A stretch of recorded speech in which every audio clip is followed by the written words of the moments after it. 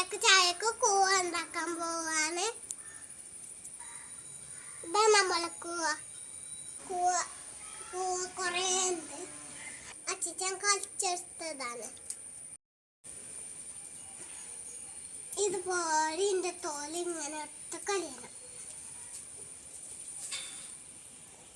നല്ലപോലെ കഴുകി എടുത്തിട്ടുണ്ട്. വൃത്തിയായിട്ട് കറി എടുത്തിട്ടുണ്ട്. ഇത് നമുക്ക് മുറിച്ചെടുക്കാം. പിന്നെ കൂവ ഇതുവരെ കഴിച്ചിട്ട് ഞാൻ ആദ്യമായിട്ട് കഴിക്കാൻ വന്നതാണ്. ഇതുപോലെ മുറിച്ചെടുക്കണം. കൂവ ഞങ്ങളുടെ ആരോഗ്യത്തിന് നല്ലതാണ്. എല്ലാവരും കൂവ വീട്ടിലുണ്ടെങ്കിൽ ഉണ്ടാക്കി നോക്കണം. ഇതുപോലെ മുറിച്ചെടുത്തിട്ടുണ്ട്. ഇതിലേക്ക് ഉപ്പിട്ട് കൊടുക്കണം.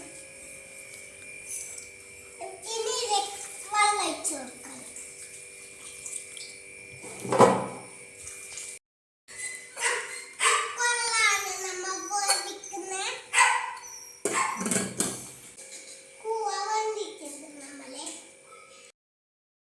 ഇതുപോലെ 10 ഉണ്ടാക്കിയെടുക്കാം.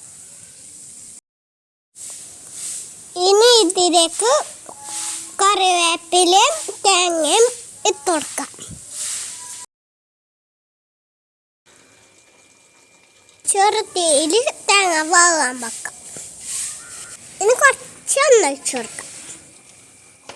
നല്ലതുപോലെ ഇളക്കി കൊടുക്കാം.